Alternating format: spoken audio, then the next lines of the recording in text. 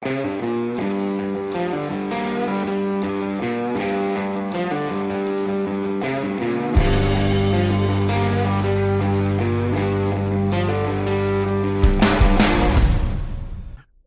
and welcome to episode 3 of the Time to Calibrate podcast. Joining me today are our co-hosts Bob Allaby and Brent Robillard, and we have a special guest, Mike Pearson from Christopher Ward. How's everybody today? Very good. Excellent. I'm very well, thank you. It's wonderful to be on this, and like I said earlier, congrats on this pod. I'm excited to see where it goes. Thanks, Mike. We really appreciate you being on with us. Let's get the wrist checks out of the way so we can get started. Mike, you're the guest of honor. What's on your wrist? Sure. I've got my bronze Pro 300 Christopher Ward, obviously, on today. This is the first watch that really made me fall in love with the brand. Just over, I think, a couple of years ago now. Just seeing it when it first came out. I live in Texas. I'm English. I sweat because of this horrible place in some ways and the heat. So the patina is legit right now as well. So I've got it to a perfect place for me. Any green stuff on there, or is it still just looking good? The crown sometimes can look a little bit, but no, you give it a little rub down, that's grand. But the rest of it's just kind of looking like a dirty tan, and that's what I wanted. So yeah, no, it's perfect for me. When you get those bronze watches, it's always that unwrapping a fresh Easter egg or a really nice Christmas present, but then it changes to who you are, and this is very much me. So now I'm all in. This is great. Have you had a chance to bring it to your salt water yet? I took it to the beach, but I didn't want to go. I'm not that kind of person that would try and actively make it even more patinaed or have more oxidization. But like I say, me being as warm-blooded as I am and having skin made of rice paper in Texas, it's got enough naturally. So, what about you guys?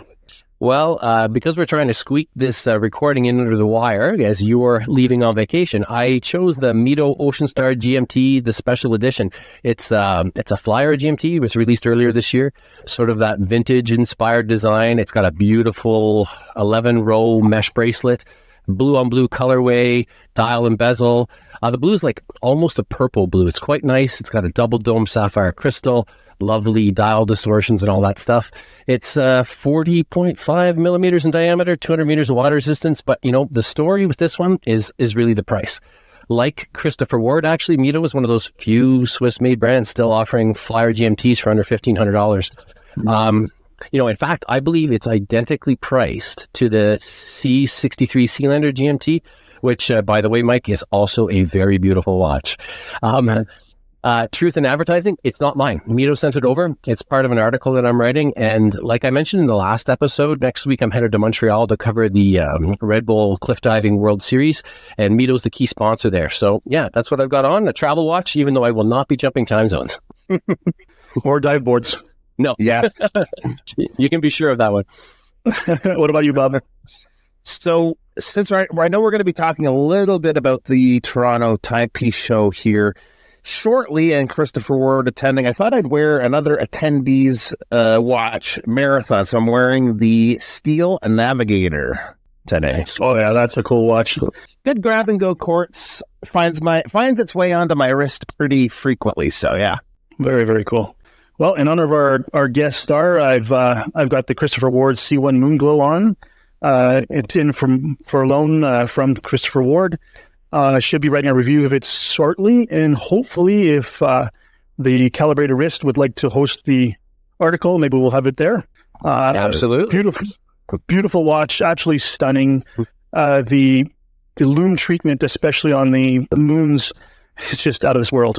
Literally, it's spectacular, and the consort bracelet is really refined, much more refined than I thought it was going to be. It's nice and thin. It tapers down to 16 millimeters. No, it's a fantastic watch. If ever anybody's interested, hopefully they'll have a few at the Toronto Timepiece Show for people to see. I'll have one of everything, hopefully. Oh, fantastic.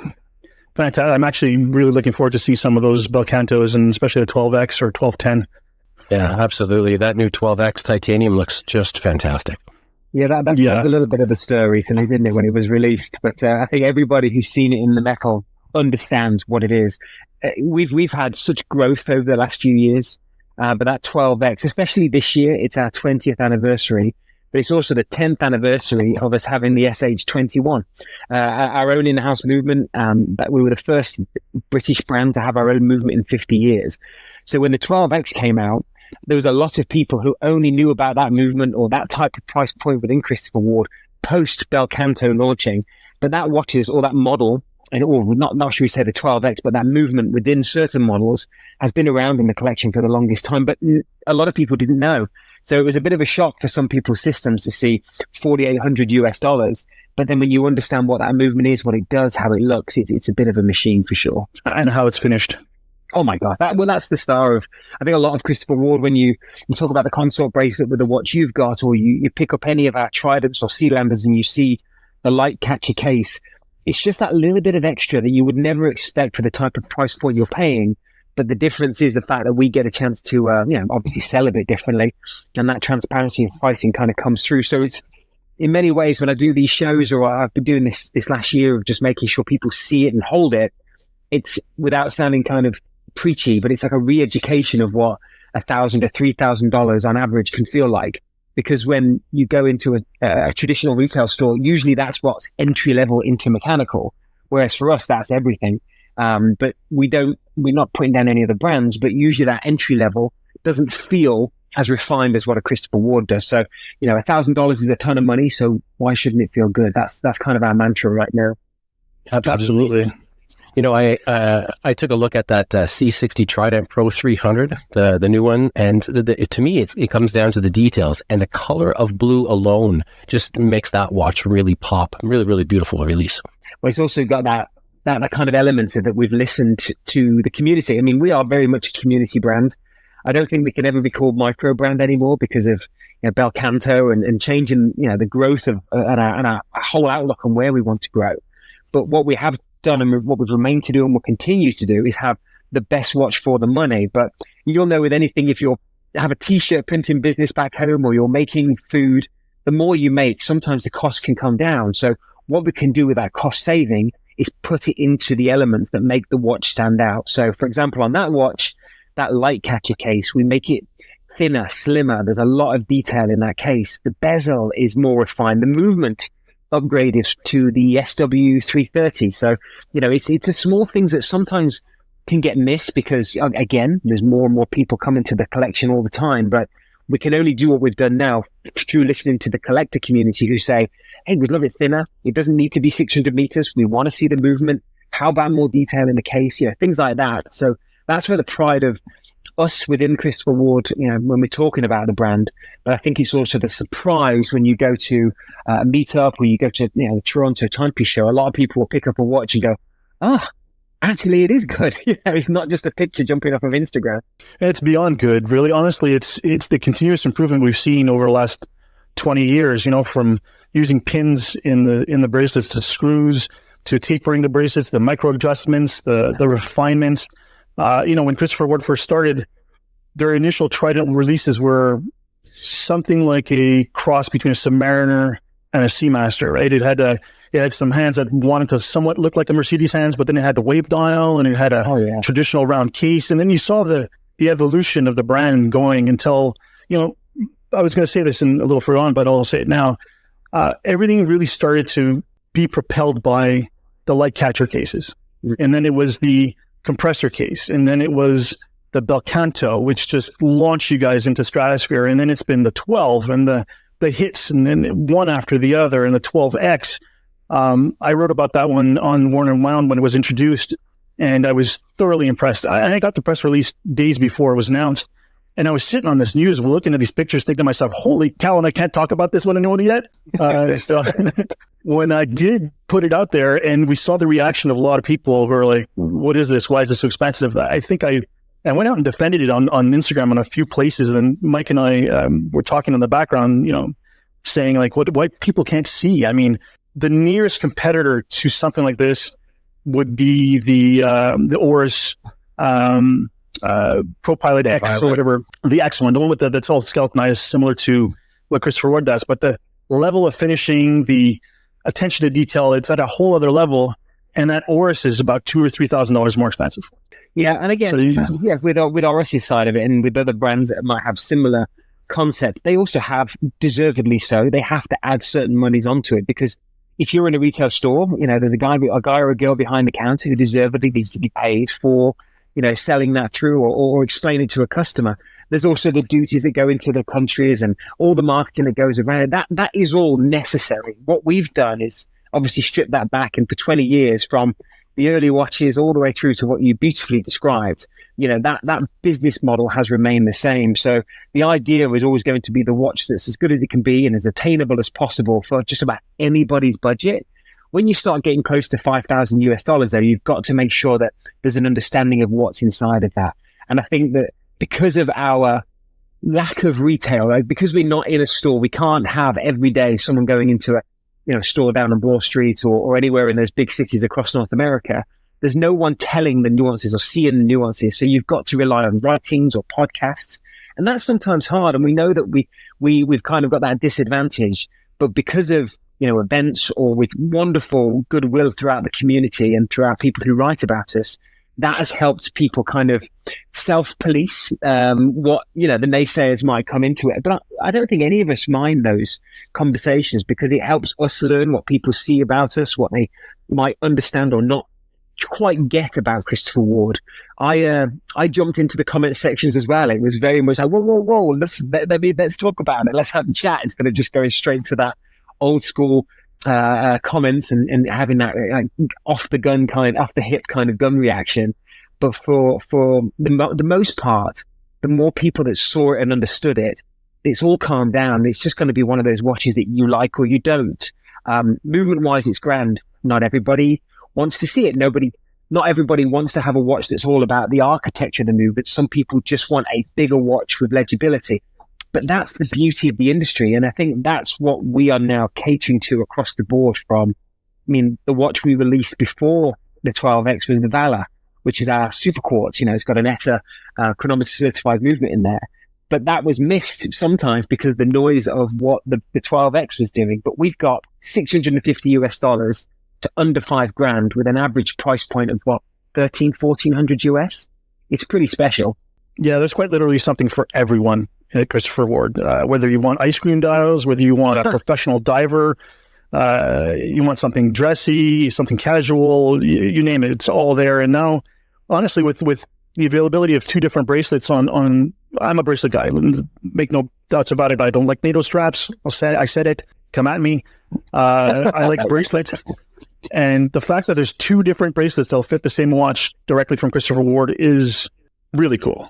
Yeah, and that's getting more refined all the time with micro adjust and tapering, as you say.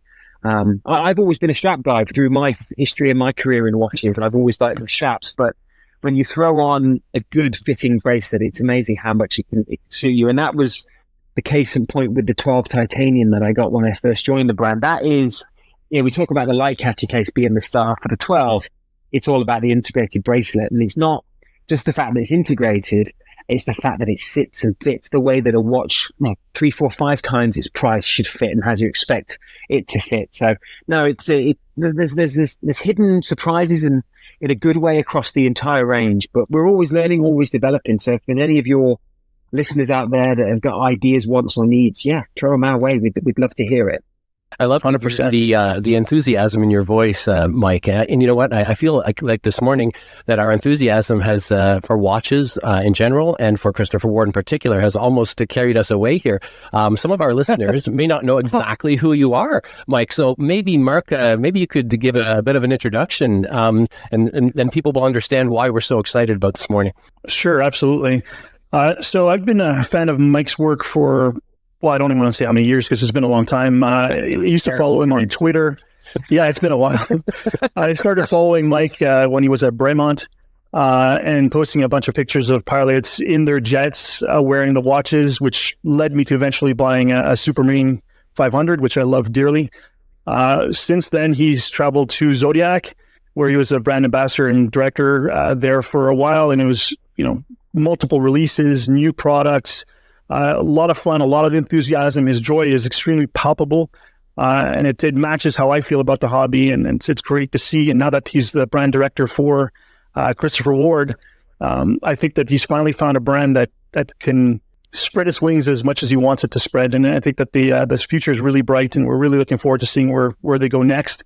So, Mike, can you tell us a bit about your journey and your career through all of this? Well, thank you, Mark. I'm sorry for all of the social posts, but I'm glad we got a sale out of you for it. Those pictures were amazing, honestly. Breitling can say what they want about being pilots and pilot watches and John Travolta and whatever you want, but seeing the watches on actual pilots sitting in the jet fighter, and as a kid who was in the Air Cadets for years, who flew gliders, who flew in an F-18, that spoke to me personally. Oh, I love that. No, and I think that kind of goes to how I've always used my social media. I always try to celebrate the people who are wearing the watches, because you can have all of the wonderful ambassadors, but it's the people who put it in situations where maybe you could be in or see yourself to be in, but those pilots take you to another level. I mean, possibly all of us grew up in a time where Top Gun was the best movie of all time, but to see actually wearing the watch you work for was grand. And Mike, you're on a call with people old enough to have seen that in the theater. Amazing. We did it together, guys. Well done. Well, I've been in the industry, the watch industry, since 2000, officially I would say 2004. I was a very young lad at the time. I was in my mid-20s. Not to go too far back, I started in watches when I was working away on cruise ships. I was very young. I had a nasty car crash. I wanted to travel for 1 year, just because you had that second chance to live, and you felt very lucky. And this cruise ship life ended up being 5 years of my youth. And I started off within entertainment and ended up working for a company owned by LVMH. And they had a very small company called Onboard Media, who would promote what to buy ashore to all the people who are on board the cruise ships. They would have a TV channel. They would do a live presentation to up to 1,000 people. You would tell people where to buy their diamonds, where to get souvenirs if you want to get some rum cake. But also through that is where you find your watches. And if I'm really honest with myself and everybody, I hated selling anything but the watches. It was very much the romanticism of what they stood for. It was great seeing the different variations of people's tastes. At that point, I was probably still wearing a Fossil. And then it got me into, a Tag Heuer, Carrera, three-hander. And I was really into the stories. It wasn't the mechanics, shall we say. That is the mysticism of what I liked, because I wanted to learn on my journey. But those early days of understanding the stories, the nuances, why a guy from Idaho who, works outside would choose something as refined as a Rolex Submariner. But the history of it meant something to him. Or you could find a business guy that wanted to have something slim and thin, and it was fashionable like an Armani, but it suited his suits. And there was nothing wrong or right in between. And I thought that was quite beautiful. I ended up moving to America, to Michigan, which is why I'm excited for the Toronto show, because I'm going to be near home. But I moved there, and I ended up working for a brand called Ernst Benz. And Ernst Benz was a very small Swiss brand owned by an American family with Russian background. So they love their watches. And at the time when the industry was on its knees, it was 2008, we decided to launch. And I learned every good or bad habit through that time. And we made incredible business through that. But we also, at a time when we really shouldn't. And I learned all the good and the bad habits through it. But very quickly into that, my ambition started to grow, and people started to poke around, which is quite exciting. And at one point I was close to moving back to England with another brand, but it ended up being reading a magazine, Watch Time magazine with Bremont on the front cover, that just made me go, wow, this suits me. A couple of British guys who want to bring British watchmaking back home. Maybe they need maybe they need a hand with a bit of advice. And I was never thinking about leading Ernst Benz at that point, but maybe I could help them with advice of getting into America. And in return, maybe they could help me get Ernst Benz into the UK. And that meeting, which was with Nick English, ended up being a very big moment in my life, because I ended up leaving Ernst Benz and telling Nick I'd give them 6 months, and ended up giving them almost a decade of my life.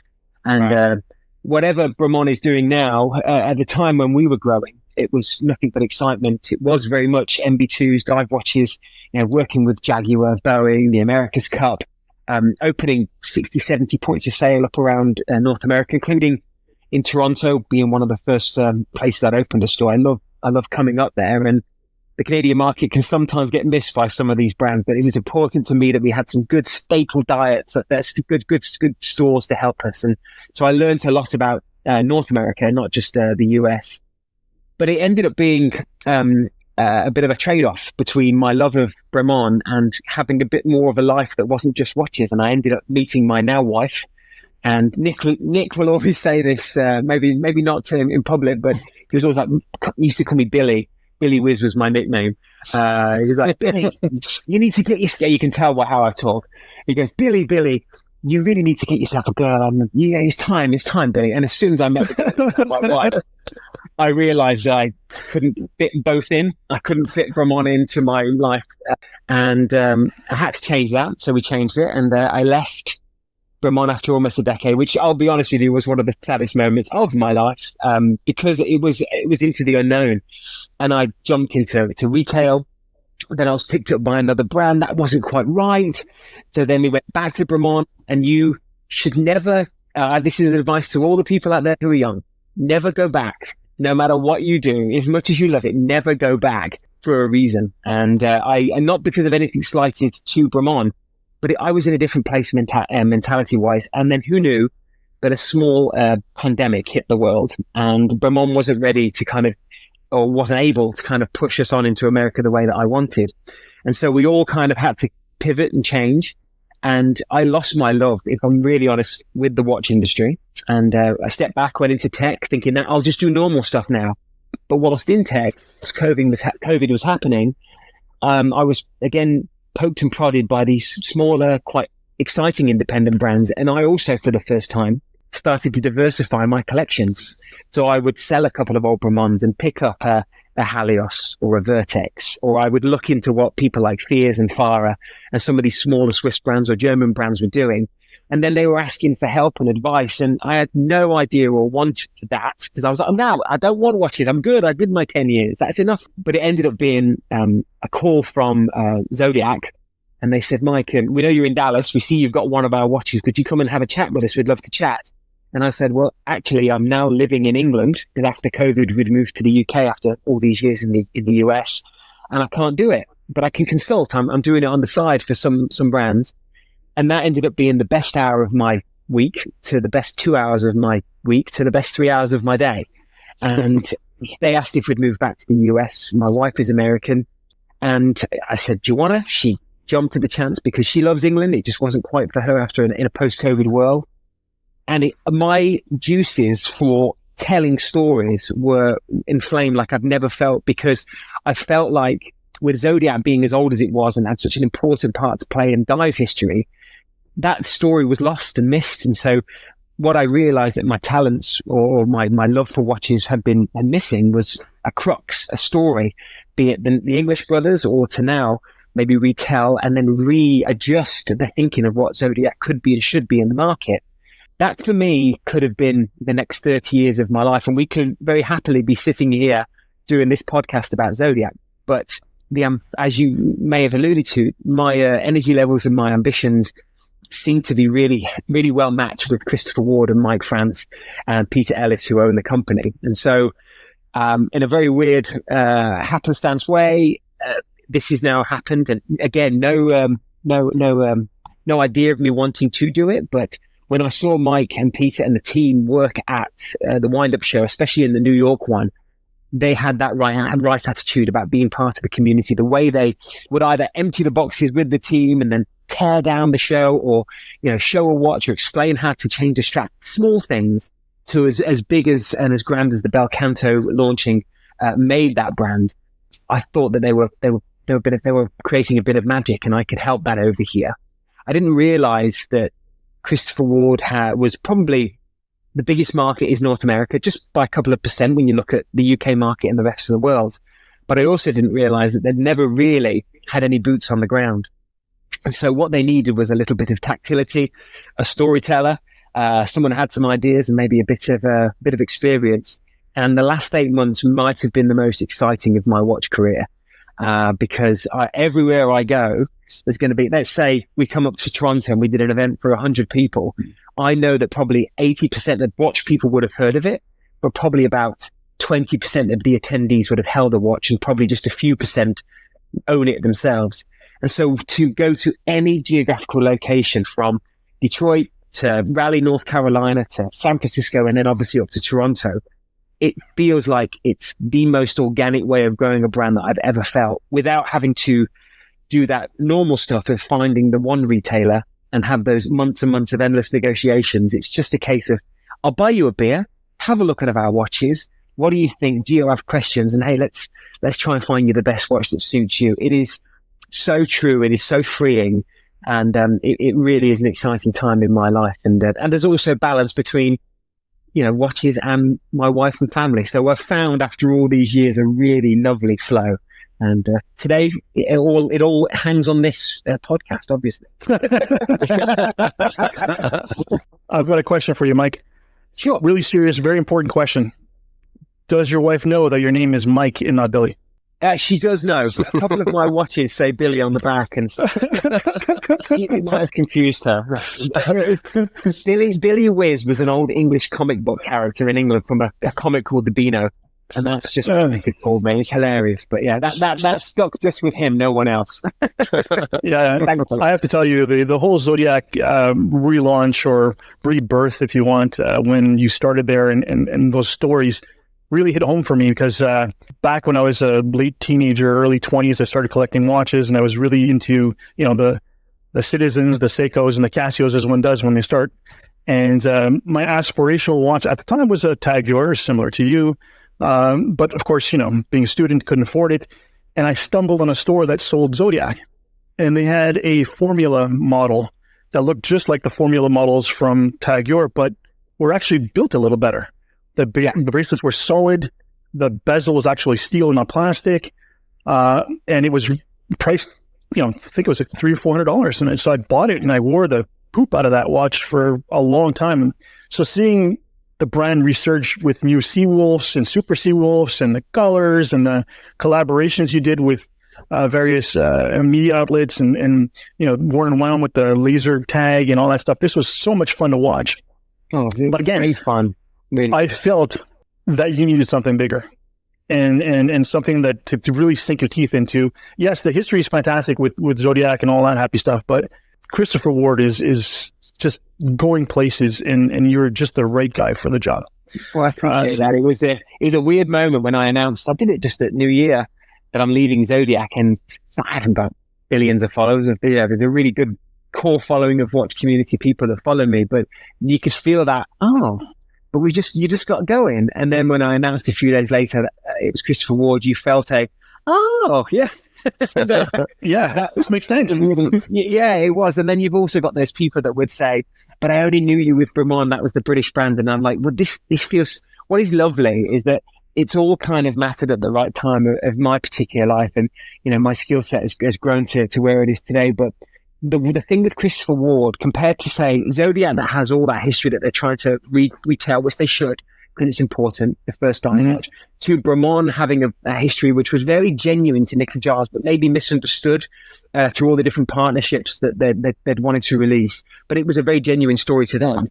To Christopher Ward not saying anything else apart from, we're designed in England, we're made in Switzerland, we sell online, we're very transparent with pricing, and there's a 3 times markup from what it costs, so you're never going to be overcharged. We only sell this particular way. And then these are the models that in the beginning we've taken inspiration from, to a point today where the maturation process has got watches that only feel like Christopher Ward with nods to different styles, but it's not taking any designs anymore. It's basically just saying, this is us, this is who we are. Yeah, come and have a look. 100%.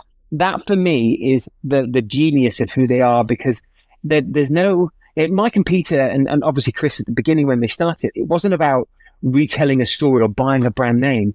It was just an idea of how to sell watches unlike anybody else. And that's been 20 years in the making, to a point where, yes, again, to your earlier point, we did great business. When Bel Canto came, we lit the house on fire. When the 12 was released a few months later, we poured petroleum all over the place again. But we're a different brand now to 2 years ago, let alone 5 years ago. But if you look at those watches from 5 years ago, we're in a different stratosphere.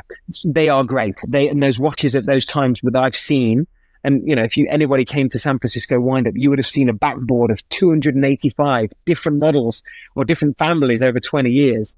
But the different, I think, 7 stories that we tell today in a few different colors and sizes, it's clean, it's crisp, it's very targeted, and they know who they are. And that means for me, I'm not overselling or over talking. It's just maybe a guidance of what you might have seen on Instagram. And that's again, very, very exciting and fulfilling. I think it's really important to people understand this 3 times pricing, because Mike said it, you said it, Mike France, I mean, and it's 3 times the cost, right? So whatever it costs times 3 is what the retail price is. Yep. So if it costs us $300, you'll have a $900 watch. And this is you. Exactly. But then all of the extra costs, your salary, the people in the UK, the website, the advertising, that's all included in that, 2/3 of the price, which is remarkable. And no one else, obviously there are a couple of, there are many other online direct to consumer brands, but there's nothing like this, not at this quality level, not at this price point, not, and if I understand correctly, like when you're looking at 12X or some of the other special models, the times 3 doesn't even factor. It's even less than that, because if you did times 3, the price would be way over what people would be willing to pay. I think you guys take a bit of a deduction on there to make those watches and those special pieces. Yeah, we take a hit when it's right. And then if you look at the core collections of it all, and the hits minimal, it's just to a point of keeping us within a place where we're comfortable talking about that story. Like for the 12X, it could be in US dollar just over $5,000, but that's a different bracket. So you do 48, 65, you're in the same conversation, but maybe more approachable price point for the community. Whereas if we're looking at Tridents and Sealanders, and now 12s, because we make quite a few different models, the more we make of them and the more the popularity grows, actually the price point in terms of how we make it ends up being lower. Again, it goes back to that making clothes or making cookies, the ingredients that you have, if you're buying more in bulk, the less of the cost. But that means that we can then add that, save money into higher quality. We can do things on dials. We can do loom, which shouldn't be there. We do that light catcher case. So in the end, that 3 times X is very important to us as a mantra. But we can definitely try and do some savings in money on our side, or take a hit on our side. But in the end, that middle ground means the watch is the best that it can be. And even to the point where you're looking at this, you talk about Bel Canto, that's based off a Celita jump hour movement, but the 62 parts on top of the platine, that's magic. Whereas, the romanticism of hearing and seeing the sound for another brand might be about, okay, we can now charge you $10,000 because of what it means. But for us, it's $4,200 because actually that's kind of what it should be, because of what we've put into it. Yes, the perceived value is important because it can grow the mystique, but it's not deserved, not in terms of how we sell and why we sell it. It's definitely not deserved in terms of what Mike and Peter want as a business model. So let's just keep it true. And that's why we are now talked about in those same circles where people could buy an MB&F up to an FP Jaune or have incredible brands or models or complications, because the Bel Canto does something that nobody else can, but it also is a price point which for those guys and girls go, well, it's my entry level watch, but they don't buy it for the money. They buy it because of what it represents in terms of watchmaking. And so if you can then translate that into, you and I, our types of salaries, or the collector community who might be saving up or having a collection that they might switch out from time to time, that now becomes an entry level grail.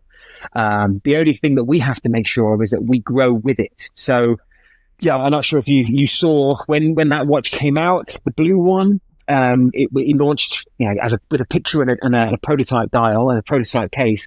It sold out within a couple of hours. That was 300 watches. And that was going to be a year's amount of stock for a brand like Christopher Ward. We had no idea that it would sell out that quickly. So Mike, in his wisdom, said, well, we had this green idea. Let's show the drawing of it. And the next day that sold out in 15 minutes. 2 years of stock in 2 days. Now you've got to build them. And then we also had ambition to add the colors. So at one point there was a 17-month wait list for Bel Canto. And that's only because we would not bend on the quality. And what we had to do is then go to Switzerland, go to our partners and say, we've got this little bit of a moment. You're on board. Let's go. Let's add thrusters. Let's add rocket boosters to the brands and really make sure we can do this. And everybody, to our credit, to their credit, to Jörg Senior, who is our CEO in Switzerland, and his son Jörg Junior, and all of that team, with the guidance of Mike in England, we've got to a point where now by the end of the year, we won't have a wait list, hopefully, with Bel Cantos. We will have fulfilled all of the back orders. And that means we've got freedom to go, what's next? let's do it again. So the maturation is not just in the watches, but Canto gave us the ability to grow up within ourselves as well and grow the infrastructure. Because no matter what industry you're in, if you can't get the supply chain right, you don't have a business. And we've got there now to a point where we can go to the next stage. That's incredible. Yeah, it's gave me goosebumps a little bit there. My first question was, why is there such a wait? How can I translate this to the US and Canadian customers about why this wait is so long? And I said, I want to go see it. And so York Senior gave me a tour across all of BLBN, from the atelier, which is just behind the swatch factory, to all of our suppliers. I was going to places with, they were polishing us the same place that you would find with very high-end brands, Hermes, for example, or Gerard Genta's Style, all that kind of stuff. But then after that, I would go to places making parts the same as Audemars. And you're like, well, how is Christopher Ward here? Well, it's deserved. The parts that we make, they all cost similar. We're not scrimping and saving at any point in our development, even to the point where we've invested a great amount of cash into our own CNC machine, which is a place which would make space machine materials or medical materials, but we've got that CNC machines dedicated to casing and different parts. So, it's a very, very exciting time infrastructurally, but in the end, we want to build things that look cool and are priced right. So yeah, it's really grand. Very cool.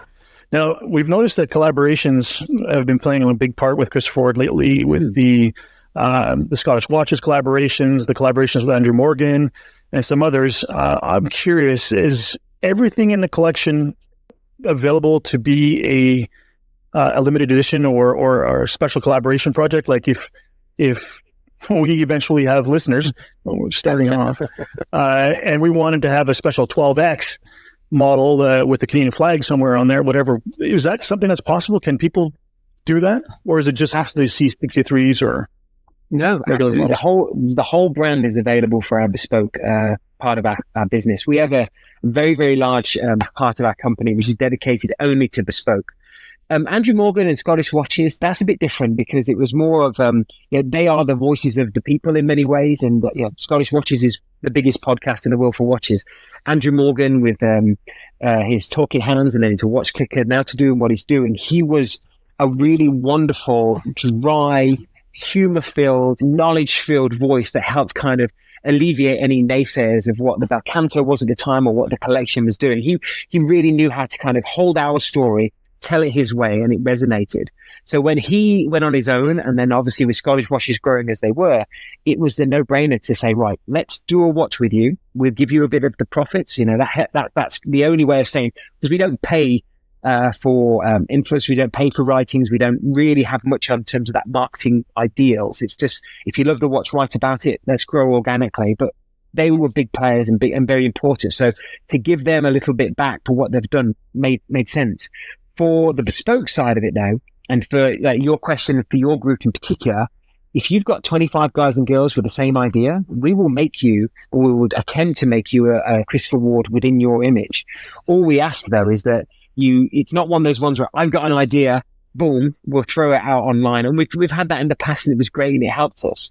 What we want is it to be like closed doors. So you have an idea, you'll talk to our bespoke team. We'll come up with a design and a plan. You share it amongst your followers or your listeners. And then what we do is we open up part of our website for a small amount of time. Let's say we give you a week or two, and then all the orders come in then. And then when the orders are done, we close it down and we make that for you. But the minimum is only 25 pieces. But if you wanted something as complicated as the X or the Canto, that's fine. What we find right now is it's Trident, Sealanders, and the 12s that are really, really popular right now. But it's all a conversation. And at the end of the day, if it doesn't work, there's nothing that's going to offend us. It's just a design that we could help you with. But no, it's a massive part of our business. And you guys pay the same amount of what we would do. So for 12 in steel in US dollars is $12.95. If there's nothing in terms of extra research and development, if there's nothing in terms of extra build, you'll pay exactly the same as retail price. So it's very exciting in terms of a process. And probably that's very cool. I didn't know that. And probably the most exciting part of that bespoke side is what I'm doing next week. We're just here right now towards the middle of August. At the end of August, I'm going to Reno, Nevada for Tailhook, which is the world or the America's biggest naval aviation get together. Over 4,000 pilots will be there, and we will be there shoulder to shoulder with IWC and Breitling and a couple of other brands, showcasing what we do within the military. And we know that type of show and that type of audience, because we've already done a lot of watches in the past, they want to have watches with us. And all those other brands that I just mentioned, the price point is very different to what Christopher Ward is. So if we can do some of those, what we said earlier, Mark, by putting some of those watches on pilots' wrists and seeing it in the cockpit in places that just make you feel, like a kid again watching Top Gun, man, that's just the most exciting part of our business.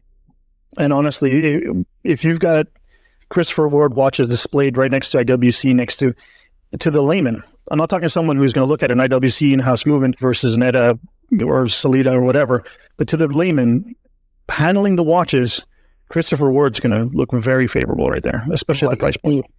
For sure. And it's also going to be the shiny new penny in there, but we've had some really big wins with the military. I'm sitting here in front of you, in front of me right now. I can't show you, obviously, but we've got these wonderful military dials and casebacks, and just the Ministry of Defense collection that we did in terms of all those watches have been grand.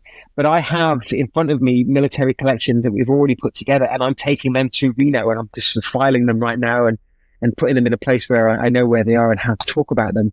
But even to the point of, on social media a couple of years ago, we saw, or someone pointed out to us, a shout out to Watches of Espionage on Instagram, General Austin Miller wearing the Christopher Ward Trident. And Austin Miller, or General Miller, was part of Delta Force. He led Delta Force when everything was going off for the US back in the early 2000s. But then he ended up leading NATO as well.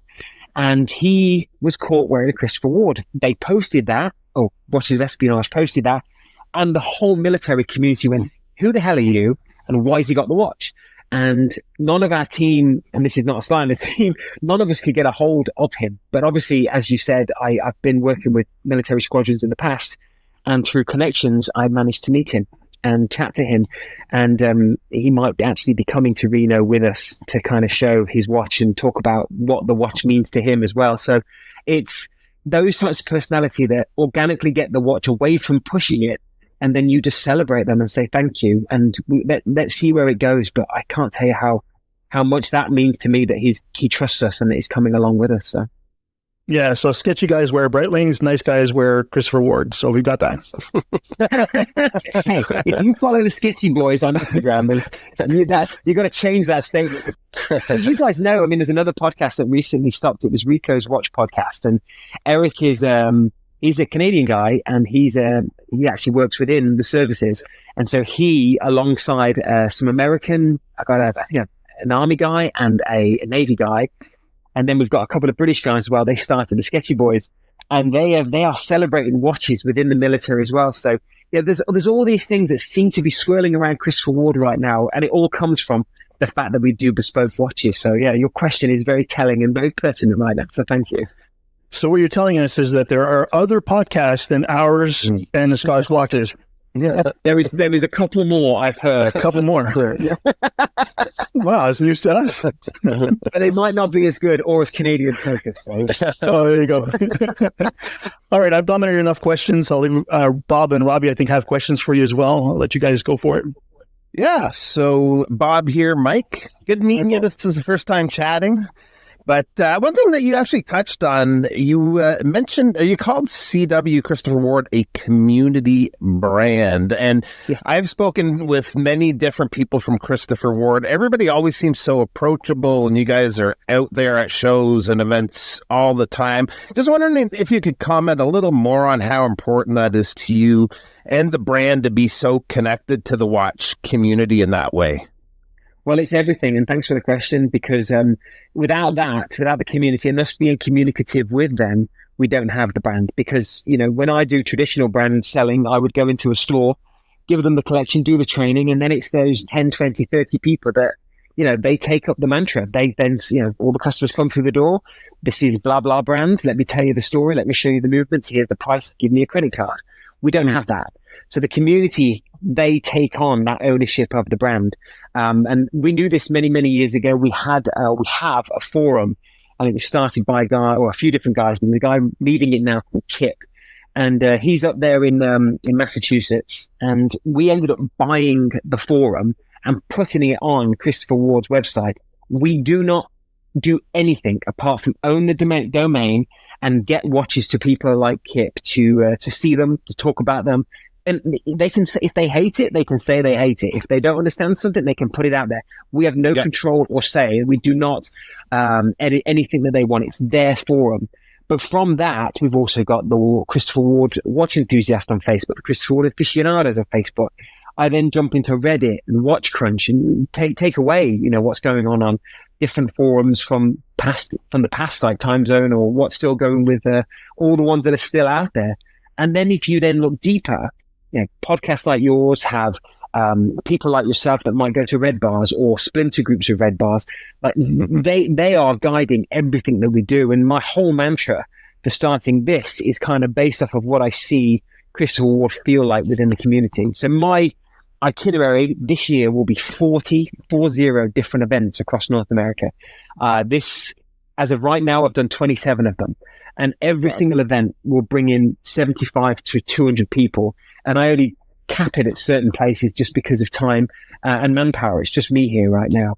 But every event that we go to, I will see people with watches on their wrists from certain parts of Christopher Ward bring in friends who want to see what the new collection looks like, and they want to come on this journey. Nothing matters without the community. What I will say to kind of caveat that is that we're not perfect. You know, as the brand's grown, customer services have changed. Different expectations from different level of customer coming in have meant that we've had to grow up. But that also means that they will look online, they will look at certain things that weren't great, and that could sometimes lead them to go, oh, should I trust it? Do I know it? What we have to do is keep up with that, be better all the time. And, you know, I jump into the comment section, like I said earlier, because if I don't hear and show that there is somebody there, those conversations can genuinely and rightly go on a tangent. It's like going, you know, back in the day, you know, you see your parents looking over the garden fence, talking to the neighbor, and gossip starts that way, right? Or hearsay starts that way. We want to cut that off. We want to make sure that if there's a problem, let's fix it.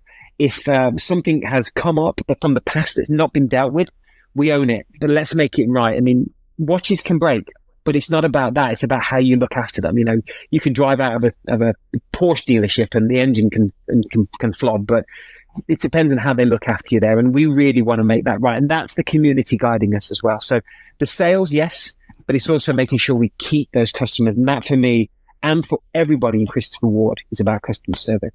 Very good. So I was just one other little kind of easier question. The catalog is obviously very deep, and there's some models that are out in the forefront, like the 12, the Trident, some of the more popular ones. I kind of gravitate to toolier watches, like your military line you were talking about, the Sandhurst, the Cranwell. I'm curious if you have a personal favorite model from Christopher Ward, maybe a go-to for you. You have to answer that with which one of your children is your favorite? Oh, I can't do it with my kids because they're at the door listening. I know that. No, but yeah, the watch I'm wearing today, the 42mm bronze Trident, is a tool watch as it comes. I mean, it's 42mm. It's got a great silly to move. It's chronometer certified. It's a little bit rough around the edges. That suits how I dress. I mean, I'm in my mid-40s now. You know, I'm not suited and booted as much as I used to be. You know, I am me, you know, you get your own style. But the 12, it suits everything when you stick on a jacket. It sticks on jeans and a t-shirt. And I think if I was going to gravitate to the one watch that I would wear that I think could wear every day, I would jump on that 12 titanium that I own. I think when it looks at the Bel Canto, when I look at the 12X, when I look at even the Moon Phase and the Moon Glow, they're all either our own module and then our own movement. I think that I've got great watches, and I'm very lucky with the collection that I've got.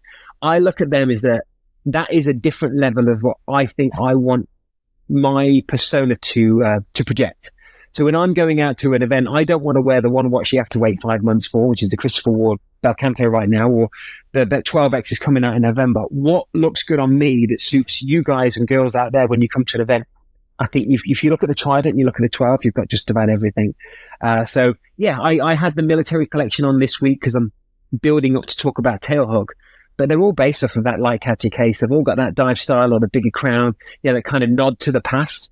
But I still come back to my Trident, and I think that's what suits me. Awesome. I think Brent might have a couple of questions for you too here.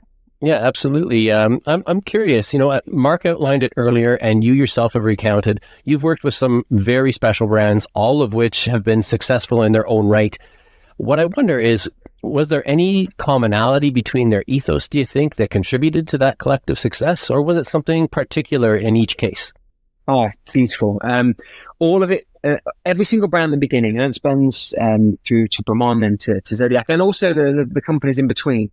I felt at that time, it suited me and my, what I needed, because, this is before my wife and family, you have a selfishness about you, because not in a nasty way, you're not there selfish in terms of your attitude. It's more about, well, I've got to do this for me to grow as a person.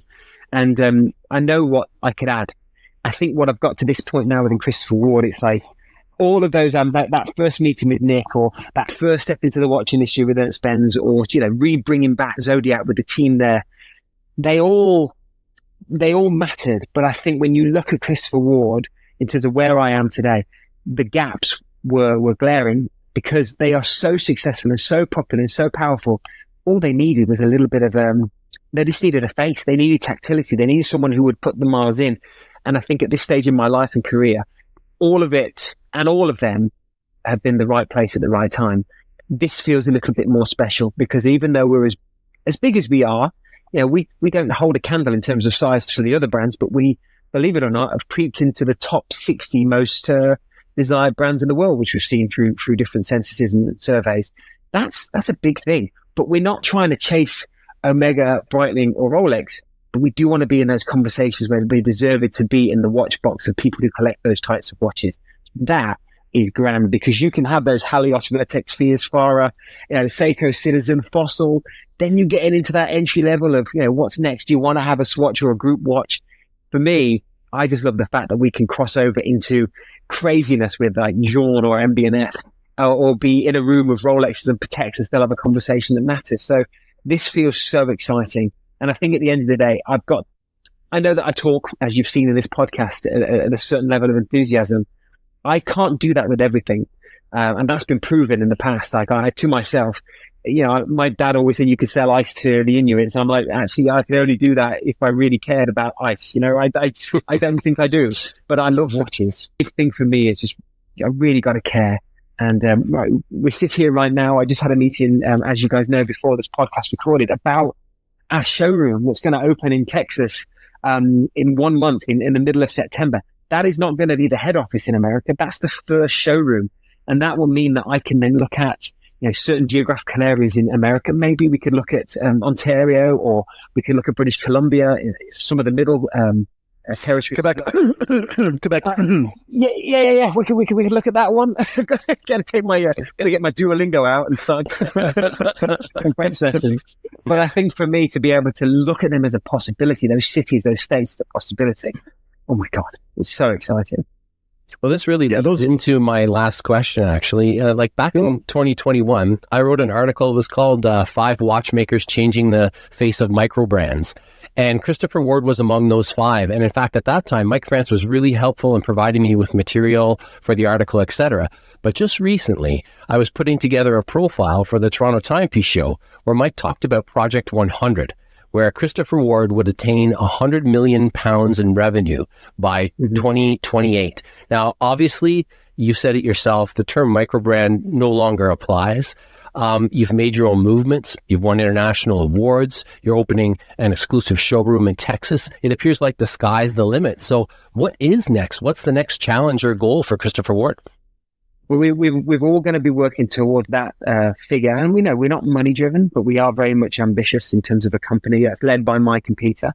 And I think that this first showroom here, the new head office in Maidenhead, which is 5 times the size of where we are right now, the infrastructure in Switzerland, all of that is totally encompassing what this next year is. I mean, I look at my wall whilst I'm talking to you, which is a calendar. It's a year-long calendar, and I just cannot believe what I, as one person, have done. But if you think that over 100 people work for Christopher Ward, and we've all got calendars on our own walls that look exactly like mine. So we we can talk about, individual goals. We can talk about collective goals, which obviously has Project 100 in mind. But I think what we will all have as one unit or as one family is the next event, the next launch. We just launched the Trident 300 GMT. That was a huge effort for us all to get out, and it's been universally loved. On August 29th, we are launching a brand new dive watch, which will change Christopher Ward, in my eyes, again, in terms of perception, because of how great, and I say this with no ego, I say this as a watch person that would be on your side of the podcast. It's phenomenal. And it's going to change and turn a lot of people's heads. And then you look at what's coming in terms of releases that could, complement what our technical ability can build with Canto-like watches. And I know what the next 3 years are on that side. Then, personally, adding this showroom, making it hopefully a success, filling those appointment schedules, because it's always going to be an appointment-based experience. When you get your hour, you can come and see anything you like. It's yours. Coffee and cocktail, we'll have the team there. But if I can get that going and I can build one, let's say it could be Arizona or Colorado, or let's look at Illinois or Georgia, one of those states, or that would then lead me to think, maybe we're ready for the East Coast. Maybe we could look at New York adjacent. Maybe we could look at somewhere in California, because you have a different conversation. Then you look at, up to the Great White North and think, can we get there and give the Canadians what they deserve and what we think we can offer them? So the sky's the limit in every single department. But all we want as a collective is to get better. And the watches are always going to be the star, and the community is always going to be our focus. That sounds like a very busy schedule, and definitely an intriguing one when you mention releases and next events. Oh my gosh. But when we're talking about next events, I think Marc has a few things he might like to finish up with here, particularly about the Toronto Timepiece Show. Yeah, a lot of really nice words were just said, but I focused on August 29th, new dive watch. I'm very excited about this right now. The way you described it. Yeah. Will you have that at the Toronto Timepiece Show in September?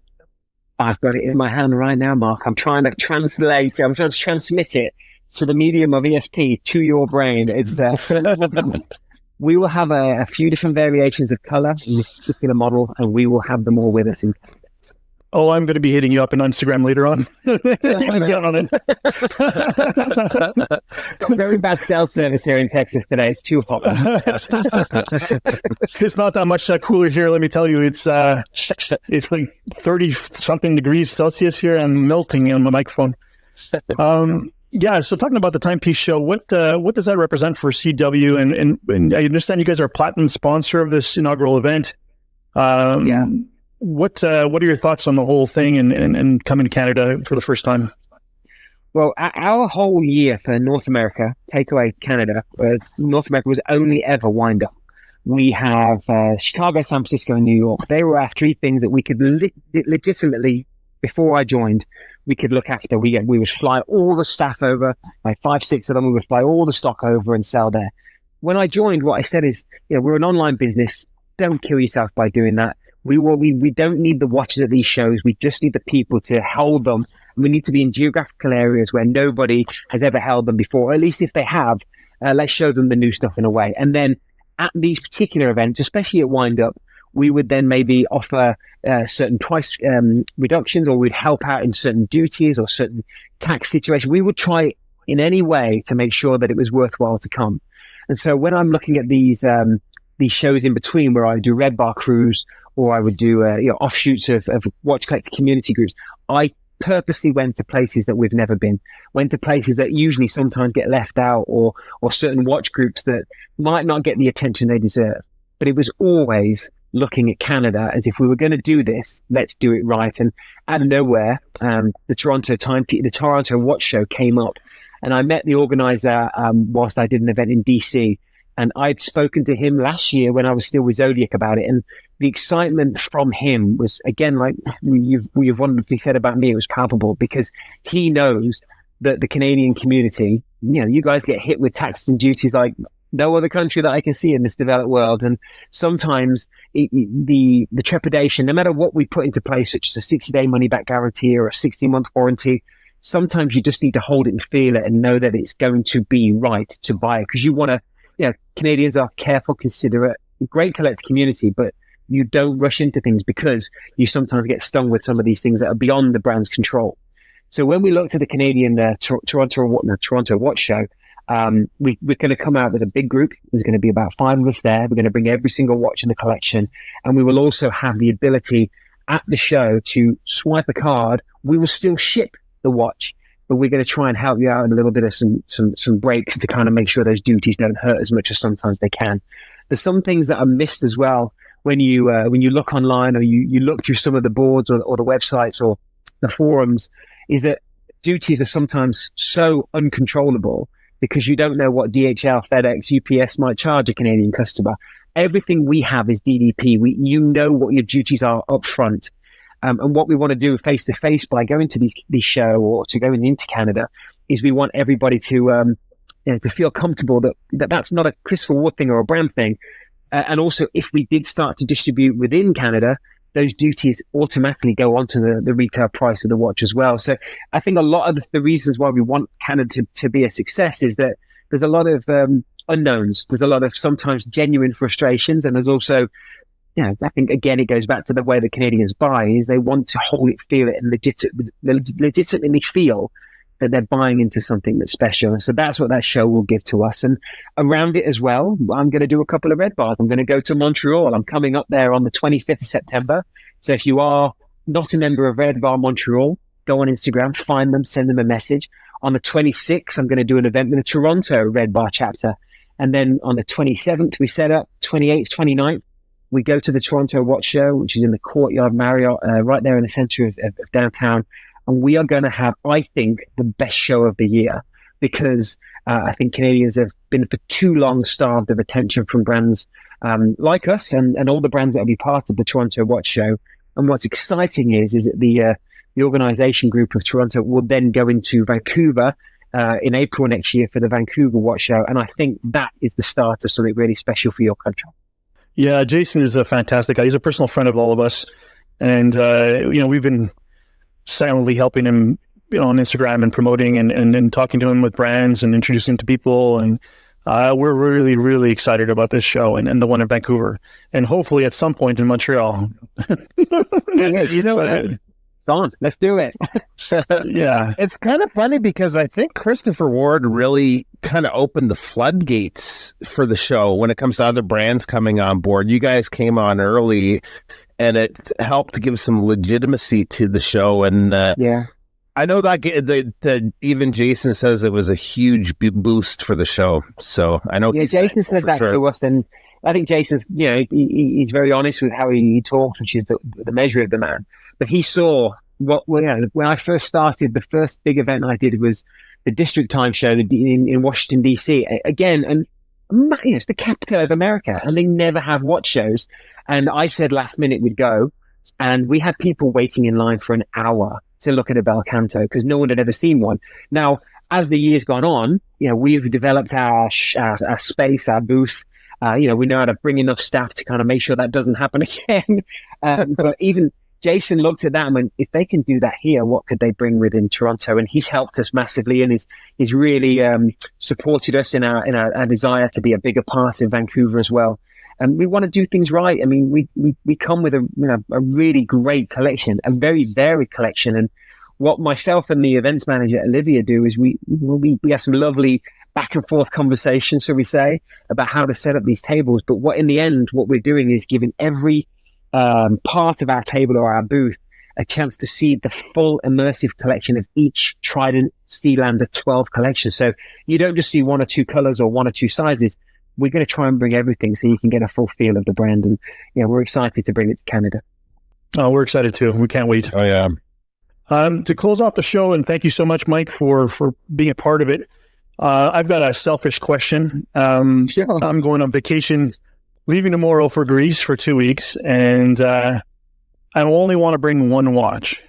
And my choices are my Grand Seiko SBG 557 Sport GMT or my Hamilton Khaki Expedition. Now, the Grand Seiko is very special to me. It was my 50th birthday gift from my wife. There's a lot of sentimental value attached to it. It's also much higher value, more expensive. We're going to be doing some hiking, some beaches, pools, a lot of eating.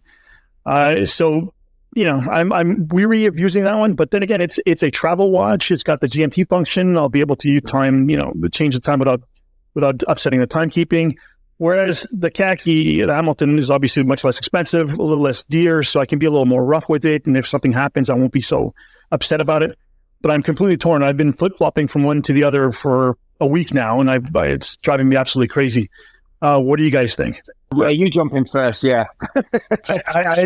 I'm fully in camp both. I always like to bring multiple watches when I go away. Although I will say, this is what I will say. The Hammy's the smart play if you are bringing one, but the GS is the fun play. So, it's a tough call. That's why you're no help me whatsoever.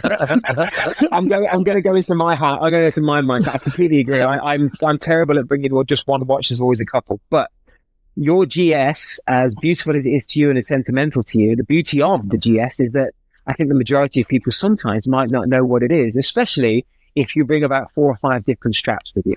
I'm a big strap monster with those that type of watch. GMT is the only complication that matters, in my opinion. I'm a big believer that chronographs are great, but I just like the fact that they work. But my advice would be, wear the watch that's going to suit what you're doing. In Greece, and are you in mainland or are you on an island? We're going to be in Crete, all the way at the bottom. Yeah. You're going to be there with a really cool linen shirt, a nice pair of shorts, wear some, you're going to have a tan. Just take your Grand Seiko and wear the hell out of it, because it's the watch that you wore for memory, so build more memory. And if you want to wear it... I'm half Irish, so... Oh, yeah. Tanning, like mine. Exactly. I'd also suggest, though, we sent you that moon glow for you to review. There's no, if it's insured, get out there and enjoy it. Take the Christopher Ward and take us some shots. Be part of the promo team, for God's sake. You're going to be there with a feta salad, having the best food of your life. I want to see that. I just might. I'm definitely in camp Mike here. I really think you should take the GS, and the reason is because the word memory popped up and when Mike was giving you his 2 cents, and I think that watch means a lot to you already, and you want to infuse that with all the stories of your life. And ultimately, a watch is a watch; it's meant to be worn. So I'd go for the Grand Seiko. And also, I agree with that. That needs to be seen underneath the Greek sunshine, not the Canadian cloud. So, just some good pictures of that. Exactly. I agree. It is one that I'm trying to tie in memories, and it is meant to be worn. I agree. I'm still undecided, but I am leaning towards the Grand Seiko. Take them both and take some straps. Don't worry about it. I am not a strap guy. This makes our conversation difficult, but take the GS. I got to say, guys, this has been such an enlightening chat, and your questions have been brilliant. Thank you for wanting to talk about Christopher Ward, but more than anything, congratulations on this podcast. I know that this is going to be a success for you all. Thanks so much. Thank you so much, Mike, this morning. Really looking forward to seeing you in Toronto here in September. So thanks for coming on. No, there's going to be a beer on me for you all. Thank you so much. Yeah, we'll see you there. Cheers. Cheers, guys. Bye, guys. Have a good one. See ya.